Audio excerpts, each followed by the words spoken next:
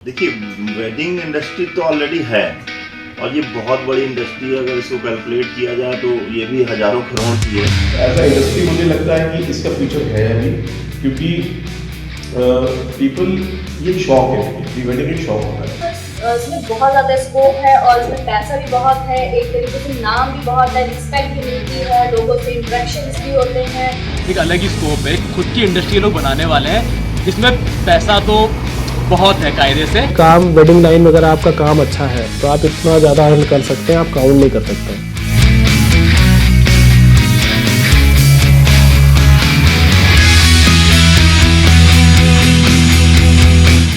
Industry चाहे किसी भी प्रोडक्ट की हो, उस प्रोडक्ट के प्रोड्यूसर से ज्यादा उस इंडस्ट्री को शायद ही कोई जानता होगा। युवराज क्लिक्स आज से नहीं, उस जमाने से अपने पैर इस इंडस्ट्री में जमा चुके थे जब जमाना इंस्टा की रील का नहीं, कैमरे की रील का हुआ करता था।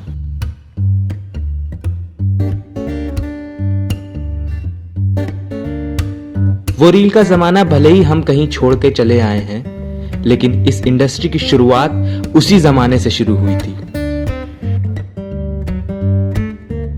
देखिए, पहले की फोटोग्राफी में पहले तो ज्यादातर मैनुअली ही यूज होती थी, फोटोग्राफर भी बहुत कम होते थे। आज जो हम लोग ऑटो फोकस वगैरह कर रहे हैं, या इसके अलावा रील की प्रॉब्लम होती थी, बिना रील से हम लोग खींच ही नहीं सकते थे। आज तो अनलिमिटेड शूट होते हैं। हाँ, अंतर ये है कि पहले कैमरे हमें मिल जाते थे 6-7 हजार रुपए में, आज वही कैमरा 50-60 हजार से स्टार्ट करता है। पहले हम लोगों को बड़ी दिक्कतें होती थी, रील नहीं है और कस्टमर भी उतना नहीं होता था। आजकल तो हर कोई महंगे से महंगा शूट करवाना चाहता है और पहले काम मिलना ही बहुत मुश्किल होता था। जमाना तेज होता चला जा रहा था और इस तेजी के साथ जैसे हर इंडस्ट्री ने अपना काम का तरीका बदलना शुरू कर दिया था, वैसे ही इस इंडस्ट्री ने भी अपने काम करने का तरीका बदला। देखिए, पहले में अब में वर्किंग स्टाइल का ही बहुत चेंजेस है। पहले हम लोग जाते थे तो सिर्फ कैमरा लेकर के जयमाल वगैरह जो भी इवेंट हो रहा होता था, सिर्फ उसकी फोटोग्राफी करते थे। इक्विपमेंट बहुत सारे नहीं ले जाने होते थे। नॉर्मल वीडियो के लिए एक हाइलोजन लिए होते थे, उसके लिए भी कोई असिस्टेंट नहीं होता था, वो खुद ही करना होता था। एक बड़ी सी अटैची सब पूरा सामान लेकर के जाते थे, अकेले पूरा वर्क किया और चले आए। आज क्या है कि आज जब हमें वर्क अच्छा देना है तो हमें पूरी टीम ऑर्गेनाइज करनी होती है, कैमरे बहुत अच्छे लेने होते हैं, फिर ट्राइपॉड्स हैं, लाइट्स हैं, इसके अलावा बहुत सारी चीजें हैं जो हम लोग मतलब जब जाते हैं तो गिन के सामान रखते हैं कि हम इतने बैग्स लाए थे और इतने हमें पूरे वापस लेकर के जाना है। देखिए, वेडिंग इंडस्ट्री तो ऑलरेडी है और ये बहुत बड़ी इंडस्ट्री है। अगर इसको कैलकुलेट किया जाए तो ये भी हजारों करोड़ की है, क्योंकि वेडिंग के साथ ही सारी चीजें जुड़ी हैं, चाहे वो कैटरिंग हो, चाहे वो इवेंट ऑर्गेनाइजर्स हों, या जो छोटे तबके के लोग जो जुड़े हुए हैं जो सब पूरा मैनेज करते हैं, तो कोरियोग्राफर से लेकर के फैशन डिजाइनर तक। मतलब मुझे तो लगता है कि इंडिया में जो सबसे बड़ी इंडस्ट्री है वही वेडिंग इंडस्ट्री है। हाँ, बॉलीवुड से इंस्पायर होकर जो हमें वर्क मिल रहा है वो बहुत बड़ी बात है। उसकी वजह से फोटोग्राफर्स को कुछ बड़े पैकेजेस मिलने लगे हैं जो इसके पहले नहीं होते थे। एक वो दौर था जब लोग शादी के कुछ पलों को एक छोटी सी एल्बम में कैद करके रखना चाहते थे। वहीं आज इस नए दौर में हम शादी के एक एक पल को कैद करना चाहते हैं, वो भी फिल्मी स्टाइल में। जब फिल्म से इंस्पिरेशन लेकर इस इंडस्ट्री में काम होना शुरू हुआ तो ऐसे कई और बिजनेस ग्रो अप हुए जिसने इस इंडस्ट्री को और प्रोफेशनली या कहे फिल्म इंडस्ट्री जैसा ही बना दिया। जैसे फिल्म इंडस्ट्री में फिल्म सिटी होती है जहां पर सेट्स पर शूटिंग होती है, वैसे ही शूट डेस्टिनेशन वेडिंग इंडस्ट्री की फिल्म सिटी है।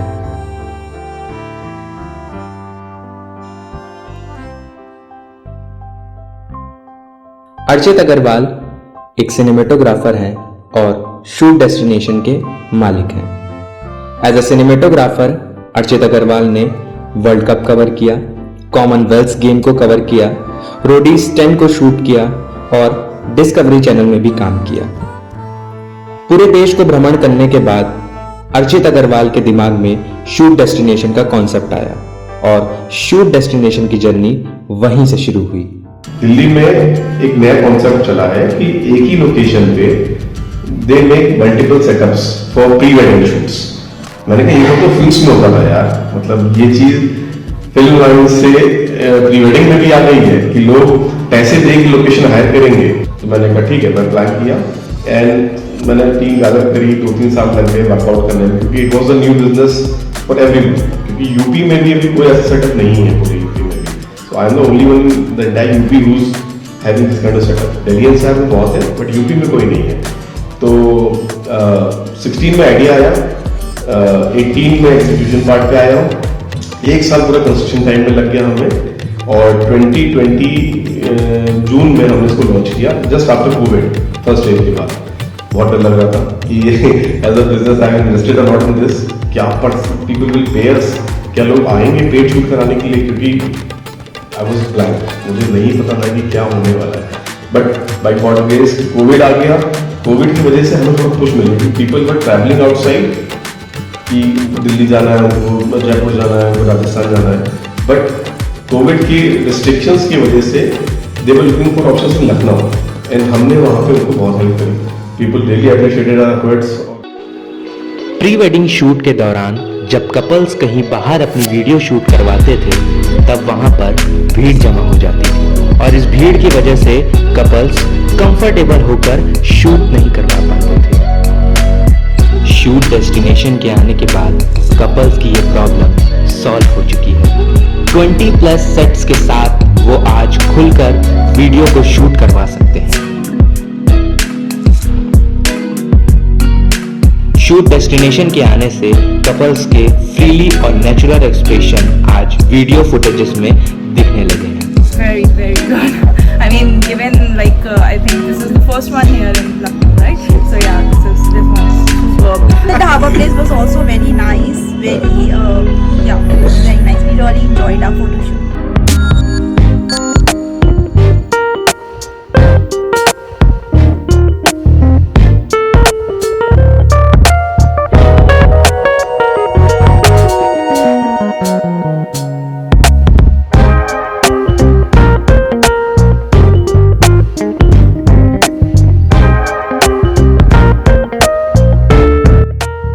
वेडिंग इंडस्ट्री का फायदा सिर्फ बिजनेसमैन ही नहीं उठा रहे थे, ये आग चारों ओर फैल चुकी थी, जिसने कई ऐसे लोगों को फायदा दिया जिन्होंने कभी सोचा भी नहीं था कि इस इंडस्ट्री से उसको फायदा होगा।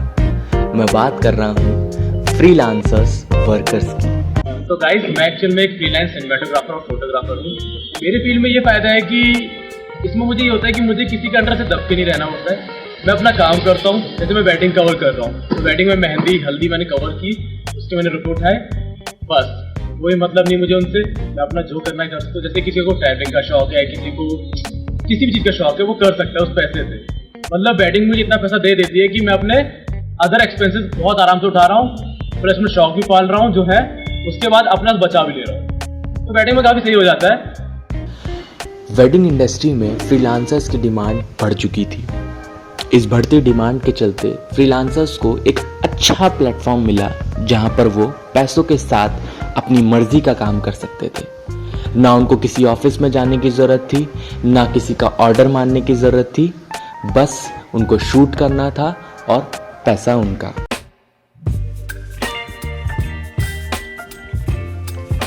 बिना मेकअप की शादियों की कल्पना ना आज की जा सकती है और ना कल की जा सकती थी। एक दुल्हन के लिए उसकी शादी का दिन बहुत महत्वपूर्ण होता है।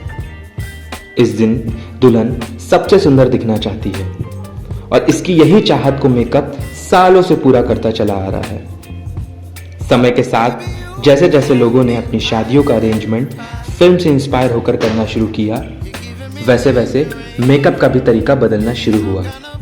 अब मेकअप बॉलीवुड फिल्मों जैसे ही हो रहे हैं, और इसके लिए अब प्रोफेशनल मेकअप आर्टिस्ट भी हायर किए जा रहे हैं। Hello everyone, my name is Aparna Tosh. I am makeup artist. मैं 5 इयर्स से वर्क कर रही हूँ। पहले के टाइम में क्या होता था, बस एक लेडी आ जाती थी या कोई एक लड़की आ जाती थी, वो मेहंदी लगा देती थी नॉर्मली, और बस एक टाइम में थोड़ा सा मेकअप कर देगी, और फिर उसके बाद बस यही होता था। और इतना कुछ लोग प्रिफर भी नहीं करते थे कि हाँ कुछ मेकअप भी होगा, क्योंकि पहले के टाइम में बहुत ज्यादा पॉवर्टी वाला सीन चलता था इस वजह से। और आज के टाइम में लोग हर चीज को प्रेफरेंस देते हैं कि हाँ ये चीज भी होनी चाहिए, वो चीज भी होनी चाहिए। वेडिंग इंडस्ट्री आने वाले समय में बहुत बड़ी इंडस्ट्री बनने वाली है। एज अ मेकअप आर्टिस्ट इसमें बहुत ज़्यादा स्कोप है और इसमें पैसा भी बहुत है, एक तरीके से नाम भी बहुत है, रिस्पेक्ट भी मिलती है, लोगों से इंटरेक्शंस भी होते हैं, लोगों से मिलना और उनसे इंस्पायर होना, बहुत कुछ सीखने को मिलता है। तो मैं ये कहूँगी कि जो भी चाहता है करना कि हाँ एज अ वो मेकअप आर्टिस्ट बनना चाहते हैं तो बिल्कुल इसमें आए। मेकअप आर्टिस्ट के आने से वेडिंग इंडस्ट्री में भी फिल्म इंडस्ट्री की तरह काम होना शुरू हो गया था। वहीं एक प्रोफेशन और था जो फिल्म इंडस्ट्री से सीधा शिफ्ट होकर वेडिंग इंडस्ट्री में आ रहा था, कोरियोग्राफर्स। पहले कोई भी इस फील्ड को ये सोच के चुनता था कि या तो वो किसी डांस शो में डांस करेगा या फिर किसी फिल्म एक्टर को कोरियोग्राफ करेगा। लेकिन अब समय बदल चुका है। अब कोरियोग्राफर्स की एंट्री वेडिंग इंडस्ट्री में भी होने लगी है। मुझे ऐसा फील आ रहा था कि एक हीरो है, एक हीरोइन है, एक गाना है, उस पे इनको कराना है। मतलब मुझे थोड़ा सा अच्छा एज ए कोरियोग्राफर, मतलब हम लोग ये सोचते हैं ना कि उनको अच्छा मौका मिले। मुझे भी पहली बार ऐसा लगा, मुझे बड़ा मौका मिला है कि हाँ ये करना था। मैंने उसको कराया और मेरा बहुत अच्छा एक्सपीरियंस रहा। देखिए अब मुझे ये लगता है कि अब मुझे धीरे धीरे चीजें बढ़ती हैं। जैसे प्री वेडिंग मैंने स्टार्टिंग से बताया, पहले कम था अब ज्यादा था, धीरे धीरे ये स्केल बढ़ता है। तो अब ये क्या होगा कि आने वाले समय में एकदम चलन टाइप है। जैसे वायरल एक वीडियो वायरल नहीं होता, लोग उसको फॉलो करते, तो उसी की तरह फॉलो हर कोई फॉलो करेगा। वेडिंग इंडस्ट्री एक बवंडर की तरह है जो अपने साथ कई प्रोफेशंस को लपेटती जा रही है। फिर वो चाहे सेट डिजाइनर हो, कोरियोग्राफर हो या मेकअप आर्टिस्ट हो। ये बवंडर की हवाओं की वजह से पूरी इंडस्ट्री में एक भूकंप सा आ चुका है, जिसकी वजह से पुराने काम करने के तरीके में एक चिटकन आ चुकी है और उसकी जगह एक नया जमाना आ गया है। ये नया जमाना बहुत फिल्मी है और इसी वजह से ये इंडस्ट्री फिल्म की तरह ही काम करती जा रही है। हो सकता है आने वाले सालों में बॉलीवुड, टॉलीवुड की तरह वेडिंग इंडस्ट्री का भी नाम हो। इंडिया की सबसे बड़ी इंडस्ट्री वेडिंग इंडस्ट्री।